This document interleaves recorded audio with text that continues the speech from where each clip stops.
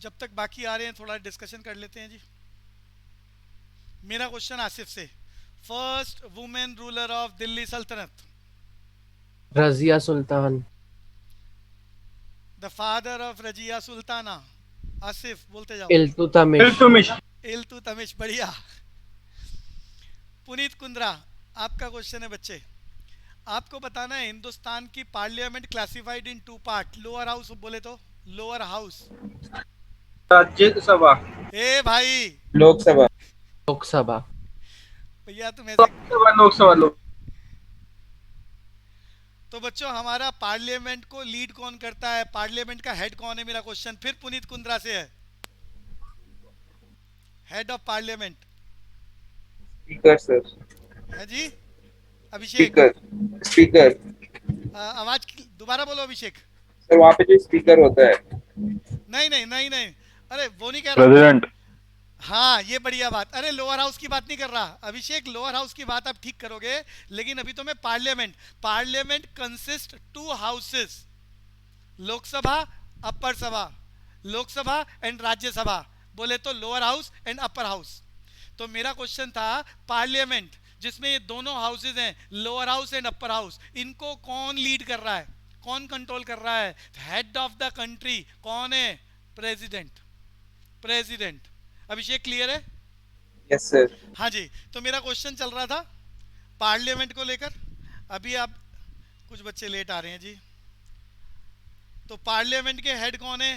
President. मेरा पहला question, Puneet Kundra आपको ही बोलना है। हमारा पहला president of India. Jawaharlal Nehru. नहीं, डॉक्टर राजेंद्र प्रसाद। डॉक्टर राजेंद्र प्रसाद।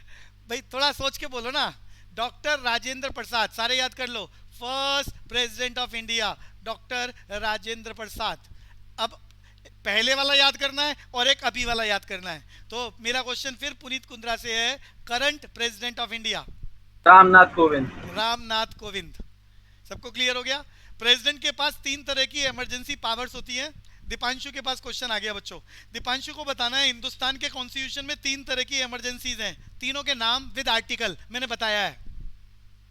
सर तो फाइनेंशियल इमरजेंसी होती है, आर्टिकल मैं 3। बोलता हूं मैं बोलता हूं तीन emergency. National emergency, state emergency और फाइनेंशियल इमरजेंसी। आर्टिकल दीपांशु बोल रहा है।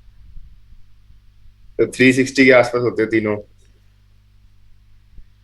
जब हमारा, अरे पिछली क्लास में मैंने जो बात बताई थी एक बार जल्दी से बोलता हूं भैया। हाँ बोलो। भैया स्टेट इमरजेंसी क्या होती है? अभी बता रहा हूँ, ये सारी बात बता रहा हूँ।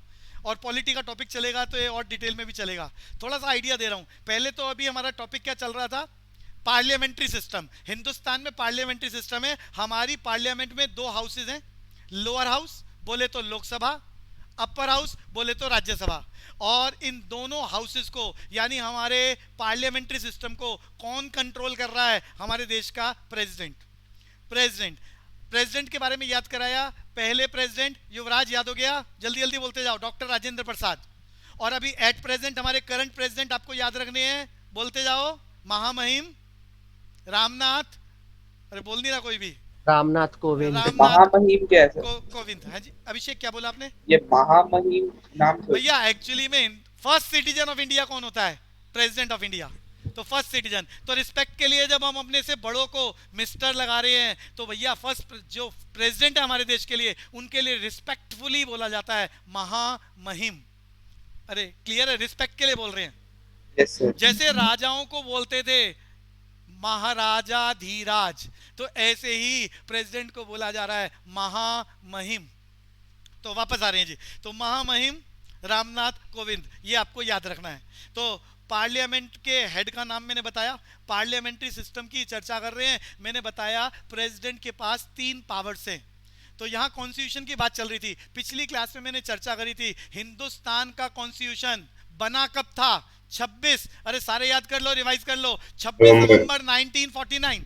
इस संविधान को बनाने में कितना समय लगा था? याद कर लो, वेरी इंपॉर्टेंट क्वेश्चन। ये सबने याद कर लिया पिछली क्लास में। 2 साल 11 महीने 18 दिन। कोई और चिराग गुप्ता दोबारा बोलो, हमारे संविधान को, कॉन्स्टिट्यूशन को बनाने में कितना समय लगा? 2 साल सर 2 साल 11 महीने 20 दिन। ओ भाई 18 दिन। ऐसे 18 गड़बड़ मत करो, 2 साल 11 महीने 18 दिन लगे और ये संविधान बन के कब तैयार हुआ? 26 नवंबर 1949। लेकिन उस दिन हिंदुस्तान में इसे इंप्लीमेंट ही नहीं किया गया। हिस्टोरिकल हैपनिंग मैंने आपको बताई। 1930 1930 इंडियन नेशनल कांग्रेस का सेशन हुआ। रावी नदी की बात हो रही है, लाहौर की बात हो रही है, जहां पहली बार प्रेसिडेंट की पोस्ट पर इंडियन नेशनल कांग्रेस में कौन चुने गए थे? पंडित जवाहरलाल नेहरू। जवाहरलाल नेहरू। और वो सारे प्रोमिनेंट लीडर्स को लेकर लाहौर में रावी नदी के तट पर गए। उन्होंने ट्राई कलर फ्लैग, हमारे देश का तिरंगा फहराया और पहली बार डिक्लेयर करा पूर्ण स्वराज्य।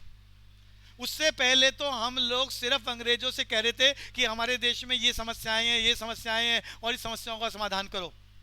पहली बार 1930 में हमने आजादी की मांग करी और अपने आप को इंडिपेंडेंट कंट्री डिक्लेयर करने की बात करी, पूर्ण स्वराज। या पूर्ण स्वराज को लेकर डायलॉग याद आ रहा है मुझे।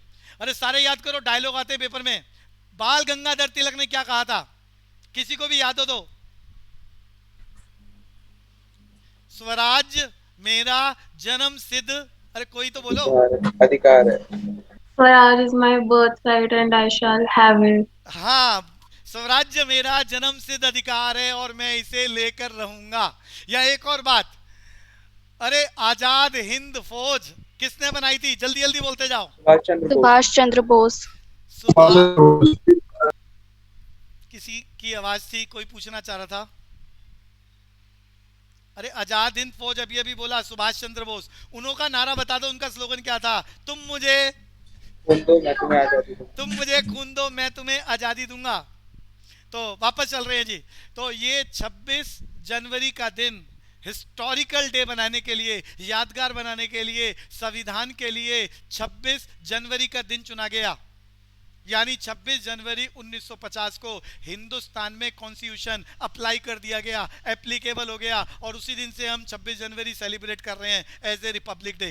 संविधान को बनाने के लिए बता दिया 2 साल 11 महीने 18 दिन। फादर ऑफ इंडियन कॉन्स्टिट्यूशन, जल्दी जल्दी बोलते जाओ, याद कराया मैंने, डॉक्टर भीमराव अंबेडकर।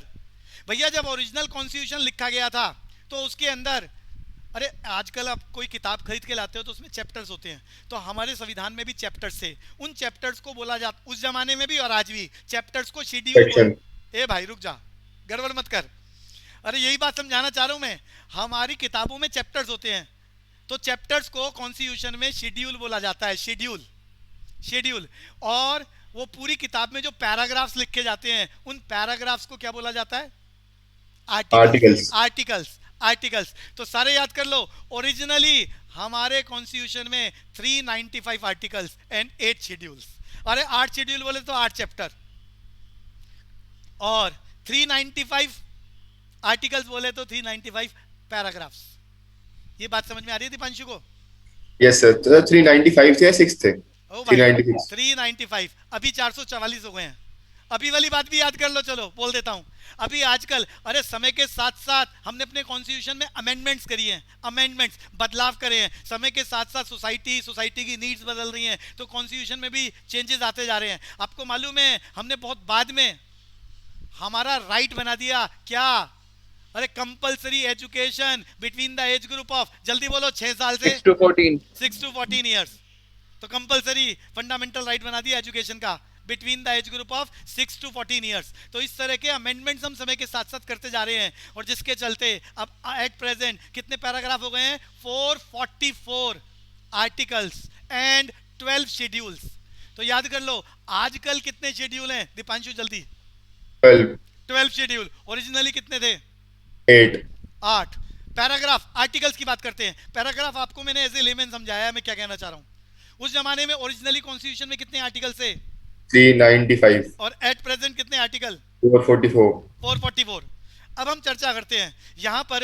ये जो हमने बात करी है कॉन्स्टिट्यूशन की, इसमें हमारे देश में कुछ इमरजेंसी पावर्स लिखी गई हैं, जो किसको मिली हुई हैं? प्रेसिडेंट को। 3 पावर्स की बात कर रहे हैं। अभी मुझसे युवराज भी पूछ रहा था, मैंने डिस्कशन पहले भी करा है। पहली, नेशनल इमरजेंसी, आर्टिकल 352। जल्दी बोलो दीपांशु, कौन सा आर्टिकल? 352। अरे पूछेगा वो नेशनल इमरजेंसी कौन से आर्टिकल में है? आर्टिकल 352। नेशनल इमरजेंसी होता क्या है? जब हिंदुस्तान में कोई दूसरी कंट्री अटैक कर दे तो हिंदुस्तान के सारे रिसोर्सेज को देश को बचाने के लिए लगा दिया जाता है। इसके लिए फंडामेंटल राइट सस्पेंड कर देते हैं और सरकार के द्वारा देश में नेशनल इमरजेंसी अनाउंस हो जाती है। हिंदुस्तान में आज तक नेशनल इमरजेंसी 3 बार लगी है, 2 बार पाकिस्तान वार और 1 बार चाइना अटैक।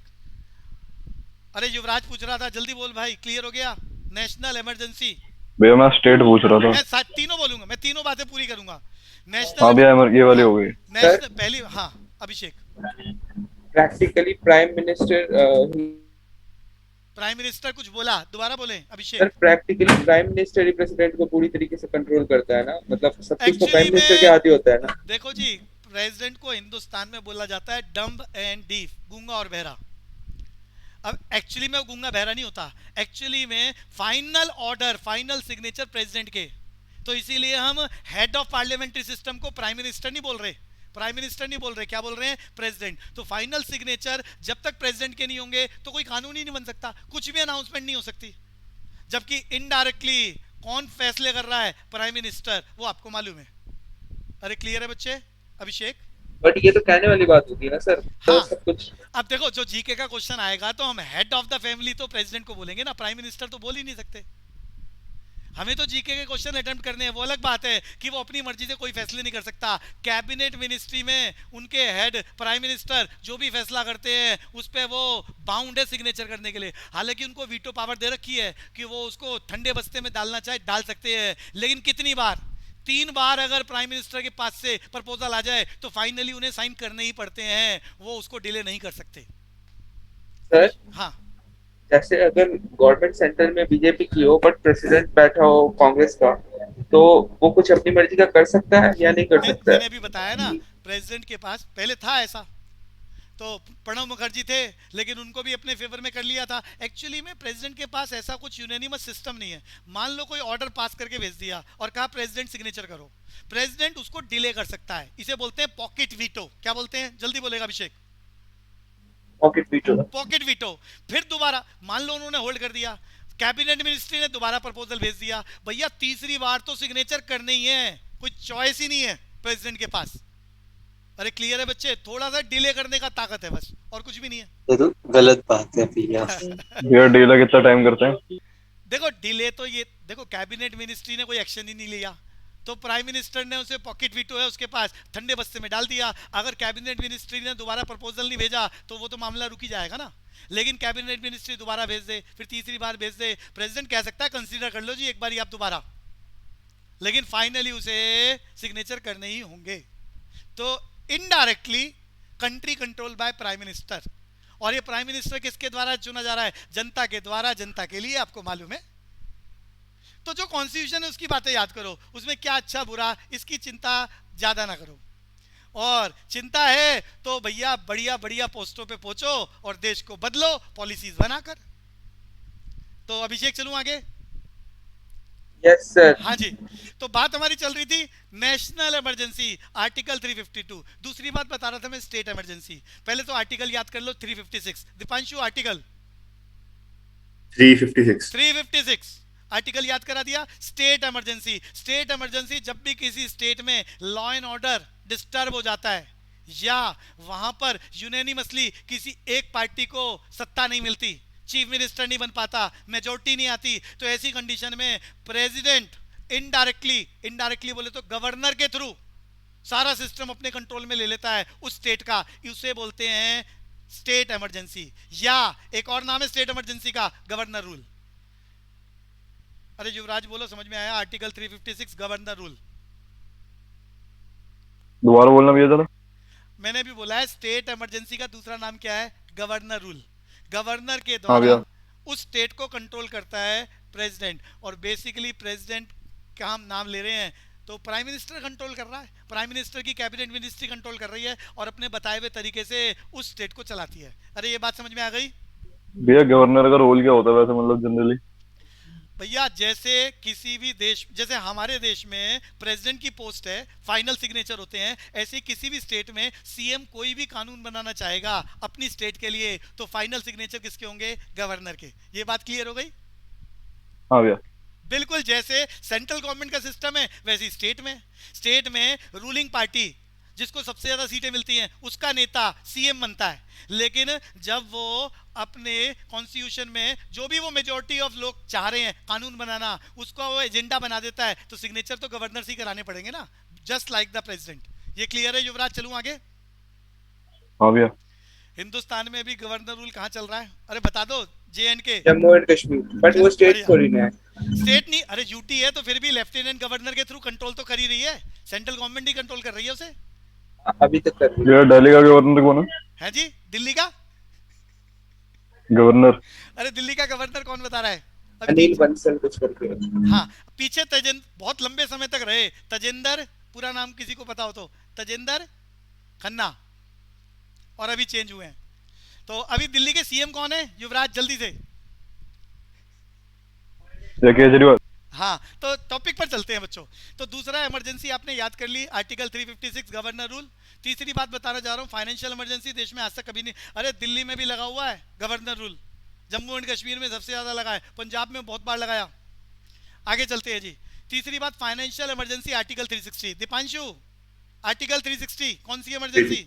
Financial emergency. देश में क्राइसिस आ जाए फाइनेंशियल को लेकर और करेंसी फेल हो जाए तो देश की सरकार को अनाउंस करने की ताकत है। फाइनेंशियल इमरजेंसी हिंदुस्तान में आज तक नहीं लगी। तो तीनों पावर्स किसके पास हैं? प्रेसिडेंट ऑफ इंडिया के पास। वापस आते हैं, तो मैंने कहा था हेड ऑफ फाइनेंशियल। दीपांशु दोबारा, दीपांशु कुछ बोल रहे थे, क्लियर हो गया? हाँ जी, तो फाइनेंशियल इमरजेंसी आर्टिकल 360 याद कर लिया। Head of the parliamentary system president, पहले प्रेसिडेंट का नाम याद कर लिया, एट प्रेजेंट याद कर लिया। अब हम बात कर रहे हैं इस पार्लियामेंट्री सिस्टम के दो पार्ट हैं, लोअर हाउस अपर हाउस। अभी अभी आपने बताया लोअर हाउस बोले तो, अरे जल्दी जल्दी बोलो दीपांशु, आपकी आवाज नहीं आ रही। लोकसभा। अपर हाउस बोले तो राज्यसभा। राज्यसभा की बात पहले पूरी कर दूं, राज्यसभा परमानेंट हाउस है, कभी भी आज तक डिसॉल्व नहीं हुआ।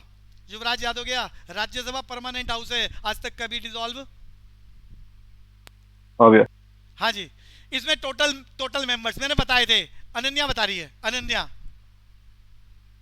Total member of Rajya Sabha upper house. नहीं यार। अरे हिना आप बताओ, याद कराया बच्चे? 250। Yes sir, 250। राज्यसभा की टोटल सीटें 250। क्वालिफिकेशन बता दो, एज, मिनिमम एज राज्यसभा का मेंबर बनने के लिए क्या होना चाहिए? Citizen of India. अभिषेक दोबारा बोलना, 30 बोला है क्या? Yes sir. बिल्कुल ठीक बोला है, याद कर लो। सिटीजन ऑफ इंडिया, कोई गवर्नमेंट पोस्ट होल्ड नहीं होनी चाहिए, कोई गवर्नमेंट पोस्ट पर नहीं होना चाहिए, 30 साल की उम्र होनी चाहिए, सिटीजनशिप ऑफ इंडिया होनी चाहिए, ये मिनिमम कंडीशंस हैं।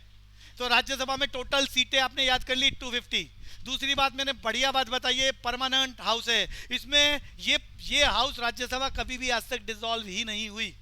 इसमें मेंबर्स इनडायरेक्टली इलेक्ट होकर आते हैं from the state and UTs. और कोई भी बच्चा पूछ सकता है ये डिसॉल्व क्यों नहीं हो रहा, तो एक्चुअली में किसी भी राज्यसभा के मेंबर का, अरे मेंबर ऑफ राज्यसभा का टेन्योर कितने साल होता है दीपांशु? मैंने बताया था आपको बचपन में। सर 5 साल। ए भाई इतना 6 साल होता है, 6 साल। अरे याद कर लो भैया सारे बच्चे, tenure of member of Rajya Sabha, Rajya Sabha के मेंबर का टेन्योर 6 साल होता है, 6 साल। हर 2 साल बाद 1/3 मेंबर चेंज हो जाते हैं, 1/3 चले जाते हैं, नए आ जाते हैं, फिर 2 साल बाद 1/3 चले जाते हैं, तो 6 साल के अंदर राज्यसभा में सारे मेंबर बदल जाते हैं। तो एक मेंबर का टेन्योर कितना है? 6 साल। और हर 2 साल बाद कितने चेंज हो रहे हैं? 1/3। दीपांशु क्लियर हो गया? Yes sir. तो आगे चलेंगे, राज्यसभा के बारे में एक बार दोबारा बता दो, टोटल मेंबर्स दीपांशु। सर 250। 250। दूसरी बात बता दो दीपांशु, इन 250 मेंबर्स में जो कोई भी एक मेंबर आ रहा है उसकी मिनिमम एज कितनी होनी चाहिए? ये 30 इयर्स। 30 इयर्स। अब 35 पढ़ा हुआ है मैंने। नहीं, 35 प्रेसिडेंट की पोस्ट के लिए होती है, 30 इयर्स। Okay sir. अगर प्रेसिडेंट बनना है तो 35 मिनिमम एज है। वापस आ रहे हैं जी, राज्यसभा के मेंबर्स के लिए 30 साल, 30 साल। अभी राज्यसभा की बात पूरी कर रहे हैं। इन 250 सीटों में 12 members nominated by president, Hindustan की प्रोमिनेंट पर्सनैलिटीज जो अलग अलग फील्ड को रिप्रेजेंट करती है। इंडस्ट्री का कोई एक आदमी, फिल्म इंडस्ट्री का कोई दूसरा आदमी, ऐसे ही गेम्स का कोई तीसरा आदमी, ऐसे 12 मेंबर्स नॉमिनेटेड बाय प्रेसिडेंट। फिर बता दूं, प्रेसिडेंट नॉमिनेट कर रहा है लेकिन प्रेसिडेंट की अपनी ताकत नहीं है, कैबिनेट मिनिस्ट्री इन 12 मेंबर्स को सेलेक्ट करके भेज देती है प्रेसिडेंट के पास और प्रेसिडेंट उनको राज्यसभा की शपथ दिलवा देते हैं। ये क्लियर हो रहा है बच्चों? Deepanshu, yes sir. तो 12 members nominated by president and 238 indirectly elected from state and UTs। Clear है बच्चों? Yes sir. आगे चलते हैं। लोअर हाउस, अरे पार्लियामेंट का लोअर हाउस, जल्दी बोलो बच्चों क्या बोलते हैं? दीपांशु? लोकसभा। लोकसभा। लोकसभा में मेरा सबसे पहला, अच्छा अरे राज्यसभा की बढ़िया बात, राज्यसभा की हेड सीट पर अभी एक बच्चा बोल रहा था स्पीकर, तो मेरा क्वेश्चन है राज्यसभा की हेड सीट पर कौन बैठता है? जो राज्यसभा को प्रेसिडेंट। एक मिनट अभिषेक, दोबारा बोलना, क्या बोला? President sir. नहीं जी, कभी भी नहीं। अरे प्रेसिडेंट दोनों हाउसेस को कॉमनली, जब भी कोई नया सेशन शुरू होता है तो वो कॉमनली एक दिन के लिए आ जाता है और वो स्पीच देते हैं और चले जाते हैं। तो हेड सीट पर राज्यसभा को ऑफिशियली कौन चलाता है? Not president sir, vice president. Yes, क्या बढ़िया बात है प्रेरणा, बिल्कुल बढ़िया। तो भैया यहाँ क्वेश्चन चल रहा है वाइस प्रेसिडेंट का, वाइस प्रेसिडेंट का।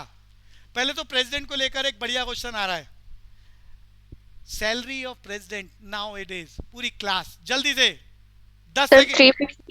3,50,000। Zero 1 number. लाख।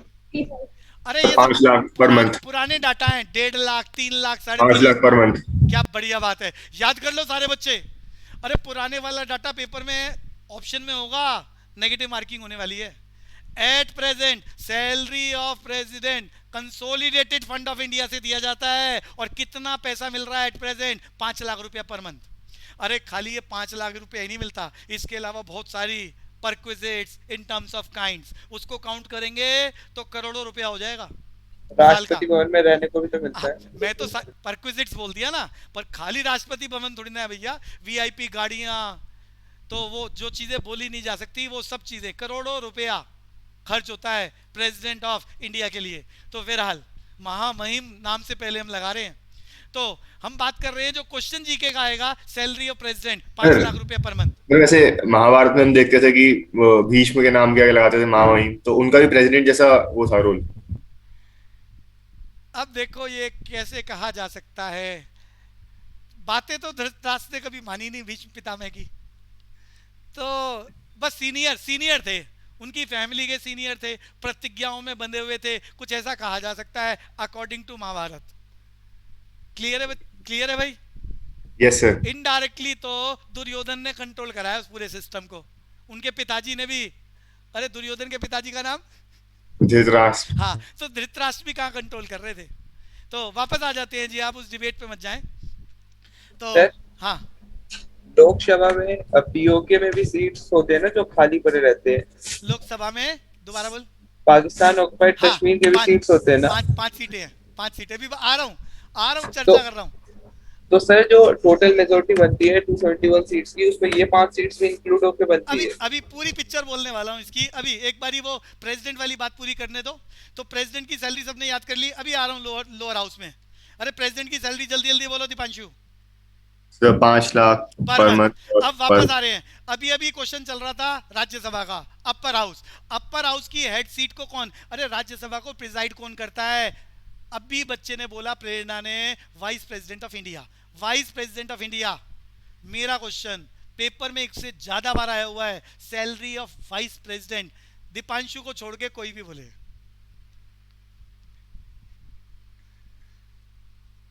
जय सोनी, आवाज नहीं आ रही, बोलना चाह रहा है। हिना सर, लैक में ही है, कुछ लैक में ही है। दीपांशु ट्राई करना। 3.5। 4 लाख। तुम जितना भी बोलने वाले हो सब में नेगेटिव मार्क। अरे 4 लाख है सर, 4 लाख है। 0। अब सुनो सारे, बड़ा इंपॉर्टेंट क्वेश्चन है। वाइस प्रेसिडेंट को वाइस प्रेसिडेंट के नाम से 1 भी रुपया नहीं मिलता। मैंने क्या बोला है दीपांशु, याद हो गया? वाइस प्रेसिडेंट Yes, को sir. वाइस प्रेसिडेंट के नाम से 1 भी रुपया नहीं मिलता। अच्छा सर, ऐसे तो कोई पोस्ट है ही नहीं ना। हाँ, सारे सुन लो ध्यान से। वाइस प्रेसिडेंट को वाइस प्रेसिडेंट के नाम से कोई काम ही नहीं होता, एक्चुअली में उसका काम होता है x officio chairman of Rajya Sabha, और इसके काम से उसे मिलते हैं 4 लाख रुपए पर मंथ। जिसने 4 लाख बोला है वो ठीक है, लेकिन वो वाइस प्रेसिडेंट की सैलरी नहीं है। वाइस प्रेसिडेंट के नाम से कोई पैसा नहीं मिलता। वाइस प्रेसिडेंट तो बस वेट एंड वॉच करता है कि राष्ट्रपति, अरे हमारे देश का राष्ट्रपति ऊपर चला जाए, एक्सीडेंट हो जाए, कोई इमरजेंसी सिचुएशन आ जाए, अरे मेंटली आउट ऑफ ऑर्डर हो जाए, कोई भी ऐसी घटना घट जाए, तो वाइस प्रेसिडेंट इमीडिएटली उसकी पोस्ट पर बैठ जाए। और जैसे ही वाइस प्रेसिडेंट उसकी पोस्ट पर बैठता है, सारी पावर्स उसके पास प्रेसिडेंट वाली, सारी सैलरी का पैकेज सब कुछ उसके पास वैसा ही हो जाता है, चाहे वो 10 दिन के लिए टेम्परेरी जितने दिन के लिए भी बैठे। तो हमने एक पोस्ट बना रखी है। तो फिलहाल वाइस प्रेसिडेंट का काम क्या है, जल्दी बोलो। X officio chairman of Rajya Sabha. Rajya Sabha, x officio chairman of Rajya Sabha के नाम से कितनी सैलरी मिलती है? अभी अभी मैंने याद कराया, बोलो जल्दी से। 4 लाख। 4 लाख। अब वाइस प्रेसिडेंट की बात हो रही है, बताओ पहला vice president of India. Sarvepalli Radhakrishnan. Sarvepalli Radhakrishnan, जिसकी वजह से हम हिंदुस्तान में 5 सितंबर हर साल सेलिब्रेट करते हैं। टिंग टोंग। अरे बोलो भाई, अरे कहां गए? टीचर से सेलिब्रेट करते हैं। दूसरा क्वेश्चन याद कर लो, सबसे लंबा टेन्योर वाइस प्रेसिडेंट का किस प्रेसिडेंट का रहा है? 10 साल। डॉक्टर राजेंद्र प्रसाद। ए भाई वाइस प्रेसिडेंट चल रहा है, वाइस प्रेसिडेंट चल रहा है। सर्वपल्ली राधाकृष्णन। बिल्कुल भैया। तो भैया सर्वपल्ली राधाकृष्णन बर्थडे 5 सितंबर पूरी कंट्री सेलिब्रेट करती है टीचर्स डे के नाम से। पहले वाइस प्रेसिडेंट याद कर लो, सर्वपल्ली राधाकृष्णन। वाइस प्रेसिडेंट का सबसे लंबा टेन्योर किस प्रेसिडेंट का रहा? 2 टर्म पूरी करी है, 2 टर्म, और उसके बाद प्रेसिडेंट ऑफ इंडिया बने थे 2 टर्म के बाद भी। तो 10 साल वाइस प्रेसिडेंट की पोस्ट पर रहे। अरे ये क्लियर हो गया, इतनी बात याद हो गई? Yes sir. आगे चल रहे हैं। हाँ, आगे चल रहे हैं जी। अब आ रहे हैं लोअर हाउस पर। लोअर हाउस, तो मैंने वाइस प्रेसिडेंट की सैलरी आपको याद करा दी, 4 लाख रुपए पर month as ex officio chairman of Rajya Sabha. वापस आ रहे हैं जी, लोअर हाउस पर आ गए। लोअर हाउस की मुझे टोटल सीटें कौन बताएगा पूरी क्लास? 543 540 76। नहीं किसी ने बोला इसके अलावा, एक बच्चे ने 5। भैया 540 नहीं अरे और अभी किसी ने बोला था, प्रेरणा बोलना। 543 नहीं 543 गड़बड़। 555 है टोटल। 564 550 4 नहीं गड़बड़ है। 552 टोटल सीटें लोअर हाउस लोकसभा 552 का ब्रेकअप सुनो। 2 मेंबर्स लोकसभा के 2 members nominated by president as a Anglo Indian. अरे मैंने क्या बोला है? 2 members nominated by president as a Anglo Indian. ये क्लियर हुआ? 2 मेंबर्स। Yes sir. 550 का ब्रेकअप सुनो। 552 में 2 Anglo Indians nominated by president, 20 from the UT and 530 from the states. अरे 552 का ब्रेकअप आया। अरे दीपांशु जल्दी बोलो। 530 प्लस 20। अरे हिंदी समझ में आती है Deepanshu? 530 plus 20 plus 2। Yes sir.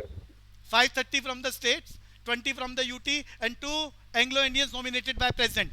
मेरा क्वेश्चन दोबारा, राज्यसभा में कितने मेंबर्स नॉमिनेट करता है प्रेसिडेंट? जल्दी बोलो। 12।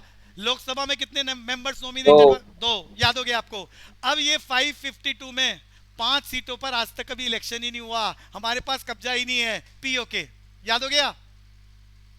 अरे जल्दी यस सर। 5 माइनस करो, कितने बचे? जल्दी जल्दी बोलते जाओ जी। अरे 552 में 5 माइनस, अरे बोल। 547। इसमें से 2 nominated by president as a Anglo Indian and 545 पर इलेक्शन। वापस आते हैं जी, वापस आते हैं। हाँ, अब साई चीन में भी कोई नहीं, मतलब वहां पे भी हमारे एक भी सीट बचे नहीं है। जैसे 5 सीट हमने पीओके के लिए रख रखे, वहां पे नहीं रख सकते। अब ये चेक करना पड़ेगा गूगल बाबा पे कि भैया वहां पर ऐसा है नहीं है। एक्चुअली में चाइना दादा है ना, तो उसको हम कुछ कह नहीं सकते। उसके लिए क्या, अब पहाड़ी इलाकों पे कब्जा करा है, वहां रेजिडेंस तो था ही नहीं। मेरे हिसाब से कोई भी सीट नहीं है वहां पर। फिर भी चेक कर सकते हैं आप। तो आगे चलेंगे बच्चों।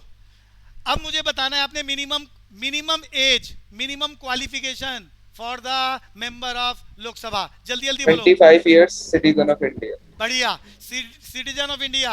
अरे एज याद कर लो, ये पेपर का काम है। राज्यसभा का मेंबर बनने के लिए 30 साल मिनिमम एज, और लोकसभा का मेंबर बनने के लिए, दीपांशु जल्दी बोलो। दीपांशु रिपीट करना सर क्या? अरे राज्यसभा का मेंबर बनने के लिए मिनिमम 30 इयर्स एज होनी चाहिए, सिटीजन ऑफ इंडिया होना चाहिए, हिंदुस्तान की कोई गवर्नमेंट पोस्ट पर नहीं होना चाहिए।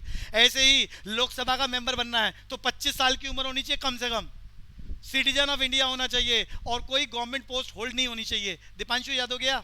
Yes sir. मैंने सीटों का ब्रेकअप आपको समझा दिया। 2 Anglo Indians nominated by president.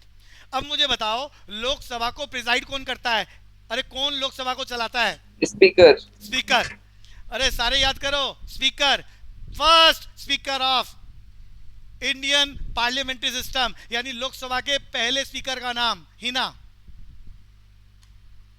अरे जल्दी जल्दी बोलना है जी। सर नहीं पता। जीवी मावलंकर। दीपांशु मैंने क्या बोला है याद करो। जीवी महामंग नहीं नहीं, गणेश वासुदेवन मावलंकर। मावलंकर। जीवी मावलंकर या गणेश गणेश वासुदेवन। वासुदेवन मावलंकर। अरे कौन बोलेगा? हिना बोलना, मैंने क्या बोला है? सर जीवी मावलंकर। पूरा नाम भी मैंने बोला है, गणेश। अरे क्या था हिना? गणेश सर वासुदेव, एक और बार रिपीट कर दो। Ganesh Vasudevan Mavalankar.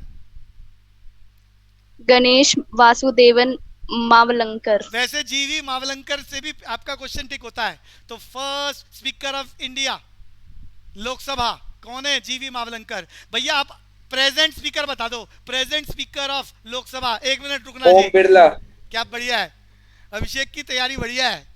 Om Birla, Om Birla at present speaker. भैया एक और बता दो, first women speaker of Lok Sabha, पूरी क्लास।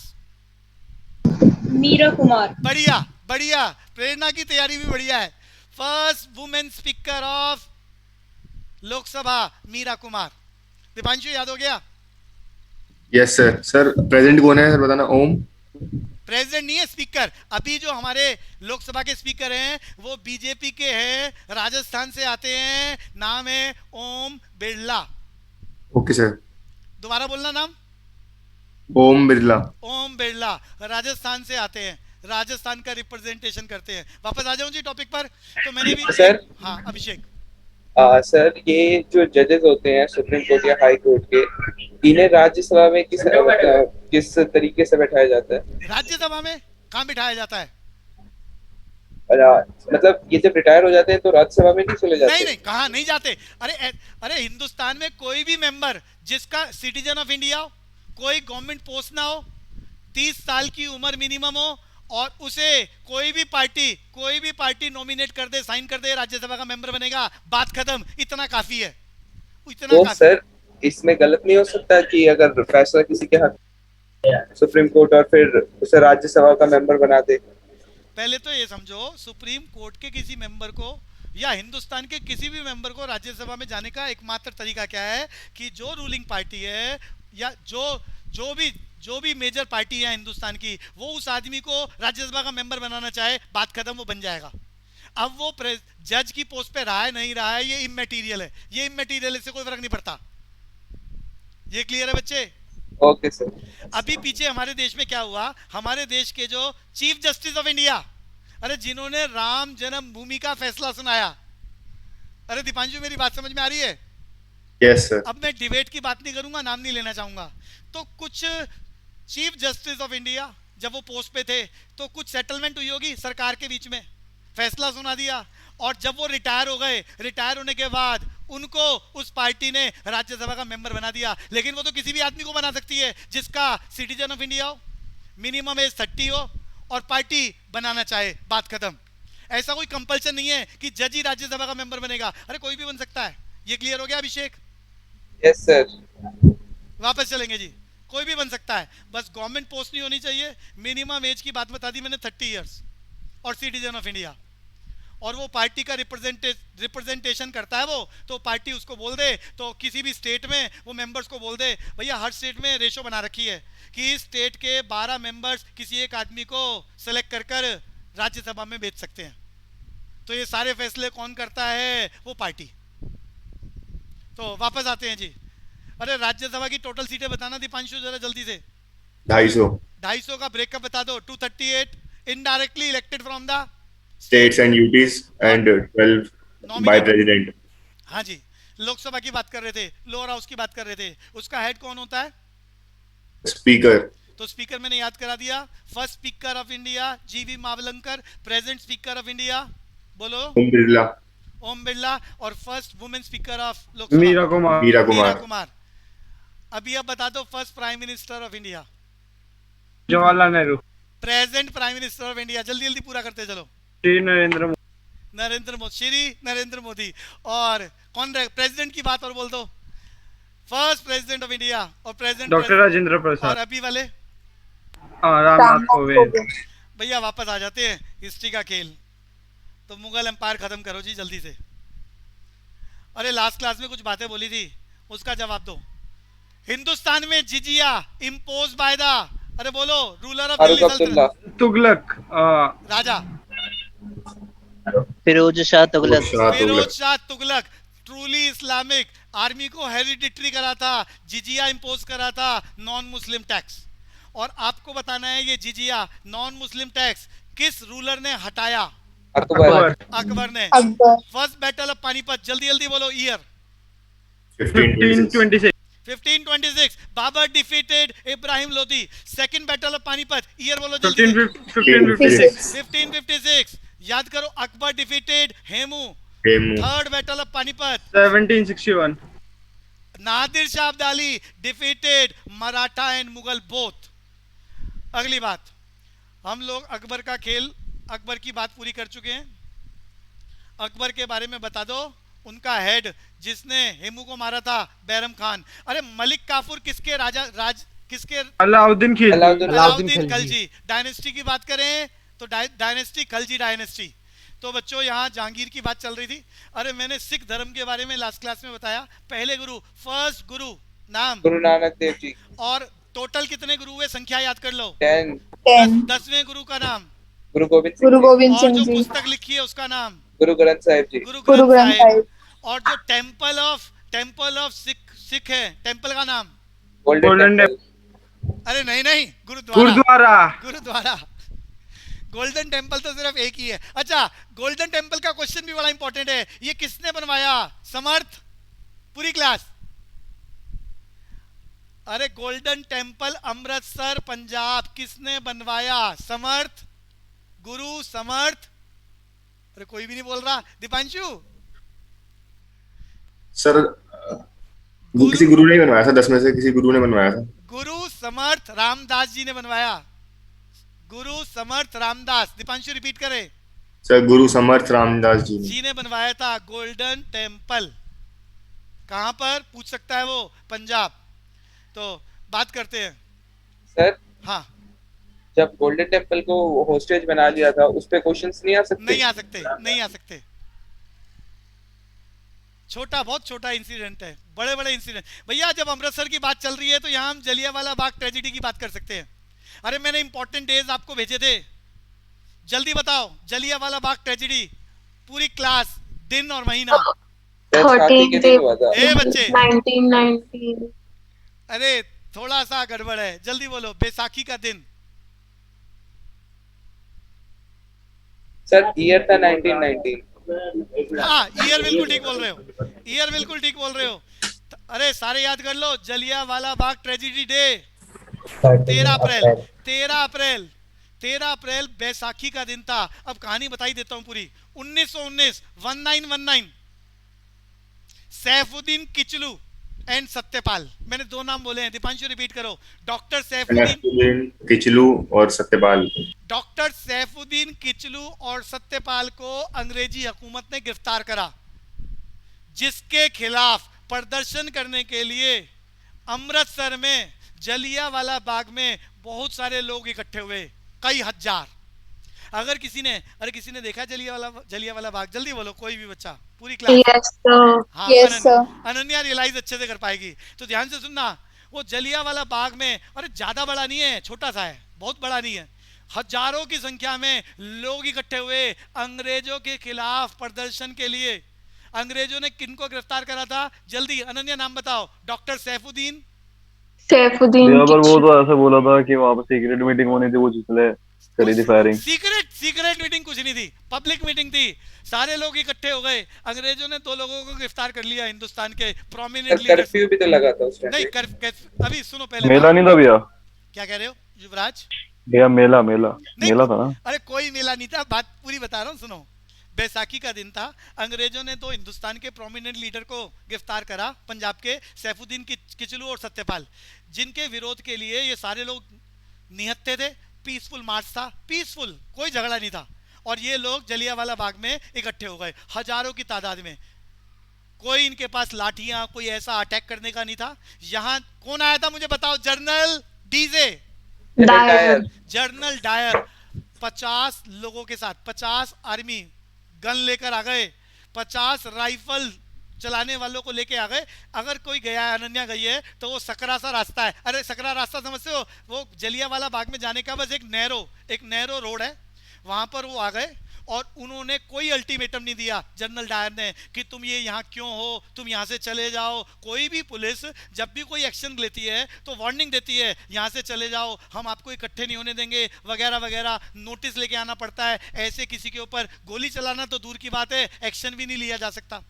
इन्होंने कोई उस भीड़ को कुछ भी नहीं बोला और सीधा ऑर्डर दे दिया गोलियां चलाने का। बड़ी इंपॉर्टेंट बात, कितने मरे थे ये बता दो? काउंटलेस। नहीं, काउंटेड है, अरे वहां तो फोटो लगा रखी है। अरे जलियांवाला बाग में, अरे अनन्या गए हो ना आप? Yes, sir. अभी इसी साल की बात बता रहा हूं मैं। ब्रिटेन की पार्लियामेंट में 13 अप्रैल को शोक मनाया था कि हमसे, और उन्होंने न्यूज़पेपर में आया, ब्रिटेन की पार्लियामेंट में उन्होंने माफी मांगी कि भैया ये जो ट्रेजेडी हुई है ये ठीक नहीं हुई थी। ये तो मैं अभी की बात बता रहा हूँ, इसी साल 2021, पार्लियामेंट ऑफ ब्रिटेन। अरे अनन्या बात समझ में आ रही है मैंने क्या बोला है? Yes, sir. पार्लियामेंट के सारे मेंबर्स ने 13 अप्रैल को माफी मांगी कि वो इंसिडेंट ठीक नहीं था, हमें ऐसे हत्या नहीं करनी चाहिए थी। तो 13 अप्रैल को उन्होंने ऑर्डर दे दिया। 379 हिस्ट्री में रिकॉर्ड है ये, 379 मारे गए थे, अप्रोक्सीमेट 1500 इंजर्ड हुए थे। अरे एक्चुअली में कितने हैं वो तो पता नहीं, बट हिस्ट्री में दर्ज हो गया 1500 लोग घायल हुए थे और 379 मारे गए थे। और अच्छा, अब इसको ना जनरल डायर ने इतना बड़ा कारनामा कर दिया तो पूरे देश में रिवोल्ट हो जाता। पंजाब में उन्होंने उसी वक्त कि लोगों में आक्रोश ना आ जाए, बलवा ना हो जाए, उसी वक्त मार्शल लॉ लगा दिया। अभिषेक बात समझ में आ रही है? जब ये घटना घटी अभिषेक, यस सर। तो सर उन्होंने उसके डायरेक्ट बाद तो कांग्रेस की मीटिंग होके गांधी ने नॉन कॉपरेशन मूवमेंट चला दिया था ना? एनसीएम दो, अरे याद कर लो, वो 20 में चला था, ये 19 की घटना है, 20 में समय लगा था। तो उस टाइम पे टेक्नोलॉजी थोड़ी ना थी कि मरे लोग और पता चल जाएगा सेकंडों में। हाँ, तो समय तो लगता ही था। तो लेकिन खिलाफत मूवमेंट चल रहा था, तो उसमें कारण था खलीफा का, तो वो चर्चा आप डिटेल पे नहीं जाएंगे, हम इसी की बात पूरी करेंगे। तो भैया यहाँ पर ये जो ट्रेजेडी हुई, जिसकी वजह से क्या मनाया जाता है, 13 अप्रैल को हिंदुस्तान याद करता है इन लोगों की। तो ये याद हो गया बच्चों, 13 अप्रैल जलियांवाला बाग ट्रेजेडी डे, बैसाखी का दिन। Yes. तो मार्शल लॉ लगा दिया था, बात पूरी कर देता हूँ। मार्शल लॉ लगा दिया ताकि हिंदुस्तान में विकट परिस्थितियां ना हो जाएं, बलवा ना हो जाए, और एक विशेष प्रकार का कमीशन बिठाया, उसे बोला गया हंटर कमीशन। और उन्होंने कहा कि भैया जनरल डायर ने, अरे हमारे लोगों को, इंडियंस को शांत करने के लिए उन्होंने कहा भैया डायर ने ठीक नहीं करा, डायर को गिरफ्तार करके, अरे बेसिकली डायर की प्रोटेक्शन के लिए उसे यहाँ से भेज दिया ब्रिटेन कि देखो हम वहाँ इसके खिलाफ मुकदमा लड़ेंगे, चलाएंगे और इसको सजा सुनाएंगे, ये इससे ठीक नहीं करा, इतने लोगों को मार दिया। हमारे देश का एक आदमी बड़ा गुस्से में था, वो यहाँ से वहाँ चला गया और उसने इसका कत्ल कर दिया। और उस आदमी के नाम से JNK का बॉर्डर, पंजाब और JNK का बॉर्डर है, मुझे नाम बता दो उस आदमी का जिसने जनरल डायर की हत्या करी यूके जाके। अरे पूरी क्लास Bagha border. ना, अरे नहीं नहीं, बाघा आदमी का नाम थोड़ी ना है। अरे बाघा तो, अरे JNK और पंजाब का बॉर्डर बोल रहा हूँ, बाघा तो पाकिस्तान और इंडिया का बॉर्डर है। अरे अनन्या, आप तो गए होगे बाघा बॉर्डर, Yes, sir. रिट्रीट होती है, रिट्रीट मार्च भी देखा था। Yes, sir. Very good. लेकिन वो, अरे सिर्फ 12 किलोमीटर दूर है लाहौर वहां से, बाघा बॉर्डर से। अनन्या, हाँ जी sir. सिर्फ 12 किलोमीटर लाहौर दूर है वहां पर। लेकिन वो तो इंडिया और पाकिस्तान का बॉर्डर है, उसकी बात नहीं कर रहा मैं कह रहा हूँ इंडिया, पंजाब और JNK का बॉर्डर। जल्दी बोलो जी, किसने मारा था? उधम सिंह। किसने मारा था? सरदार उधम सिंह। सरदार उधम सिंह। अरे अनन्या, नाम बोलो जल्दी से। Udham Singh. हाँ, उधम सिंह या सरदार उधम सिंह। वापस आते हैं जी।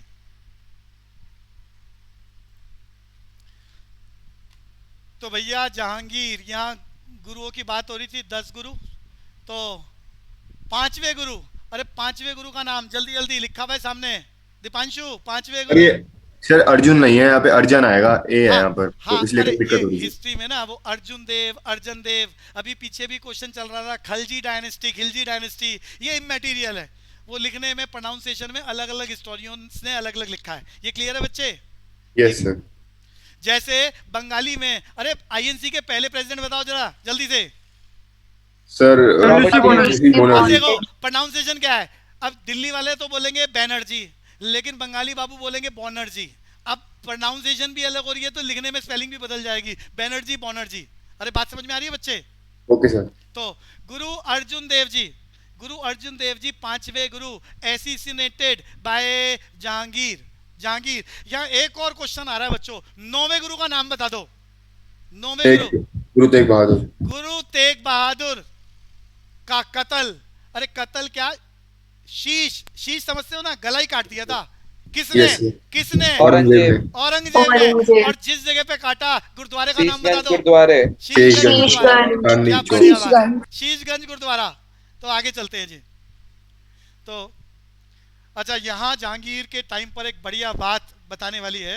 ये नीचे फॉरेन इन्वेडर, अरे इन्वेजन, सर थॉमस रॉय और जॉन हॉकिंस। दीपांशु जल्दी से नाम याद करो और बोलो जल्दी से। सर थॉमस रॉय और जॉन हॉकिंस। कहानी सुनना, जहांगीर के टाइम पर ब्रिटेन से दो ट्रैवलर आए, दोनों का नाम याद कर लो, इंपॉर्टेंट बात बता रहा हूँ।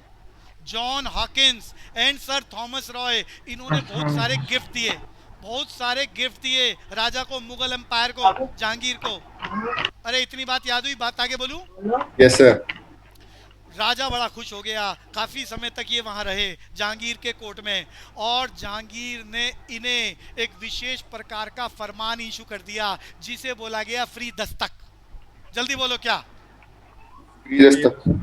फ्री दस्तक मतलब समझा रहा हूं, यही वो खेल है जिसकी वजह से अंग्रेजों ने हिंदुस्तान में कब्जा करा। और फर्स्ट, अरे बैटल ऑफ प्लासी मैंने बताया था 1757, जहां रॉबर्ट क्लाइव ने बंगाल के नवाब, अरे कौन, सिराजुद्दौला। खेल उस जमाने वाला 1757 की लड़ाई का खेल जहांगीर के टाइम से शुरू हो रहा है। दीपांशु ध्यान से सुनना, John Hawkins, sir Thomas Roy. भैया ये कैमरा, ये स्पीकर ऑफ रखो बच्चों, किसके घर से? पुनीत आपके घर वालों की आवाजें आ रही है बच्चे। तो मैं बोल रहा था, ये दो ब्रिटेन से आए थे हिंदुस्तान में, जहांगीर के टाइम पर बहुत सारे गिफ्ट दिए, राजा को खुश करा और विशेष प्रकार का फरमान इशू करा दिया। दीपांशु बोलेगा इस फरमान का नाम?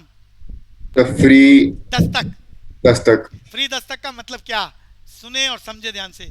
हिंदुस्तान सदियों से हैंडीक्राफ्ट्स और स्पाइसेस में पूरी दुनिया में फेमस था। हम यहाँ से व्यापार करते थे पूरी दुनिया में, और वहाँ की चीज़ें लाते थे यहाँ पर। तो अंग्रेजों ने यहाँ पर फ्री दस्तक इशू करवा लिए जहांगीर से कि अब हम, अरे जहांगीर की बात हो रही है 1605 में, कि अब हम कोई भी सामान हिंदुस्तान में लेके आएंगे तो पोर्ट पर, बंदरगाह पर सामान उतारते हुए हमें कोई चुंगी नहीं देनी पड़ेगी। हिंदी का शब्द चुंगी, इंग्लिश का शब्द टैक्स।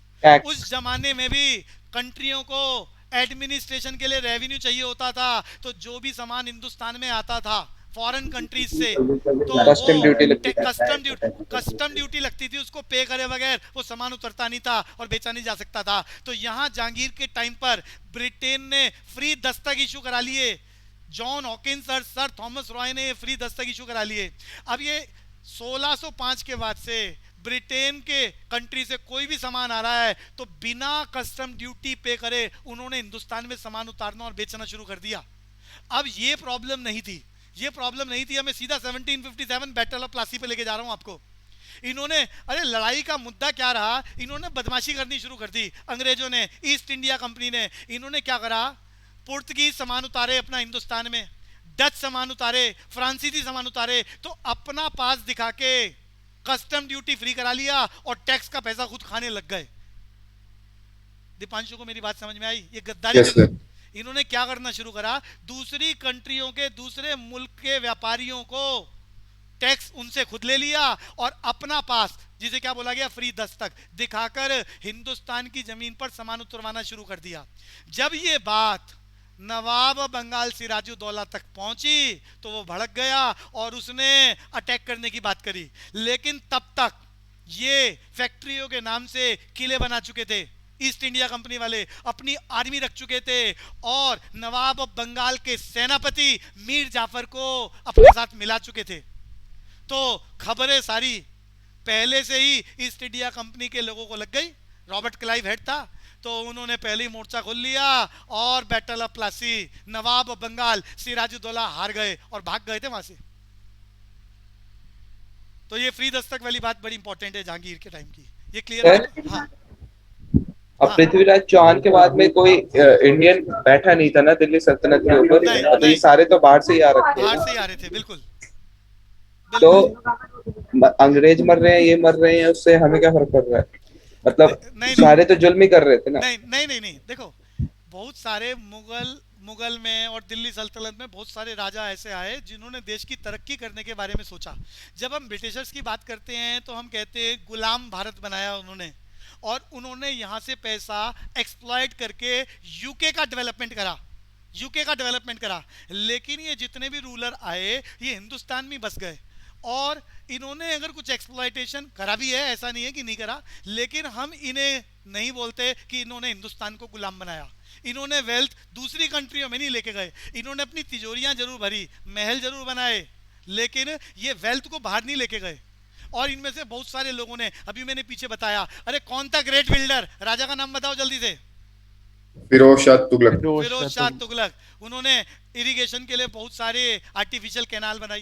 तो जुल्म तो हर राजा ने करा है समय के साथ साथ, लेकिन अंग्रेजों की तरह हम इनकी तुलना नहीं करते अंग्रेजों के साथ। अंग्रेज वेल्थ, अरे ड्रेन ऑफ वेल्थ, जल्दी बताओ, पुस्तक रिटन बाय सर दादा भाई Naoroji. The grand old man of India. वो वेल्थ बाहर लेके जा रहे हैं और अपनी कंट्री की डेवलपमेंट कर रहे हैं। ये बाहर से आए लेकिन यहीं बस गए और यहीं ये खत्म हो गए और यहीं इनकी कब्रें, अरे समझ में आ रही है, यहीं इनकी कब्रें हैं। वैसे Yes. तो कोई भी राजा हो, अरे आज भी आप क्या सोच रहे हो, बात मुस्लिम की नहीं है। आज हिंदुस्तान में अगर कोई और राजा हुआ तो क्या उसने एक्सप्लॉइटेशन नहीं करा, उन्होंने बदमाशी नहीं करी, उन्होंने घोटाले नहीं करे क्या? तो घोटाले तो जहां कहीं किसी को मौका मिलता है और ईमानदारी नहीं रहती तो घोटाला तो कोई भी कर लेता है। ये जितने भी नेता बनते हैं इनमें से, देखो नाम बोलना नहीं चाहिए, मैं नाम नहीं लेना चाहूंगा, बहुत सारे लोग करप्टेड है और दुनिया भर की रिश्वत खाते हैं और काम कर लेते हैं। तो अब इनको क्या कहोगे? क्लियर है Abhishek? Yes sir, but sir corruption अलग चीज है, कंट्री के अंदर आके दूसरे कंट्री का इन्वेट करके रेप करना तो गलत है ना। हाँ नहीं, देखो पूरी तरह से हम ये नहीं कहेंगे, हिस्ट्री कहती है भैया वो यहाँ आए और यहाँ बस गए। हाँ लोगों की डेवलपमेंट नहीं करी, वो अपने आप में डिबेट का मैटर है, हमें तो जीके का, देखो आप ज़्यादा डिटेल में मत जाओ क्या अच्छा क्या बुरा, ये अच्छे बुरे का डिस्कशन हम आपके ऊपर छोड़ते हैं, ये आपका पर्सनल मैटर है। जीके का क्वेश्चन याद करो, अपनी नॉलेज अपग्रेड करो और पास को देखकर तो फ्यूचर को बेटर करना चाहिए ना। हम पास को लेकर कोई भी बात की चिंता करें उससे कुछ होना तो है ही नहीं, हम पास में जा नहीं सकते। तो आप आज पॉलिसी मेकर बनने की कोशिश करो, देश को बदलने की कोशिश करो, इसके लिए जीके की तैयारी करो और बढ़िया बढ़िया पोस्टों पर जाओ। अभिषेक बात समझ में आ रही है? ये ज़्यादा बेटर रहेगा। तो ये डिबेट है कि अच्छा क्या रहा बुरा क्या रहा, और इसमें प्लस भी है और माइनस भी है, दोनों ही बातें हैं। तो भैया समय की लिमिटेशन, क्लास यहीं रोकनी पड़ेगी। अगली क्लास में मिडिवल इंडिया खत्म करेंगे जी।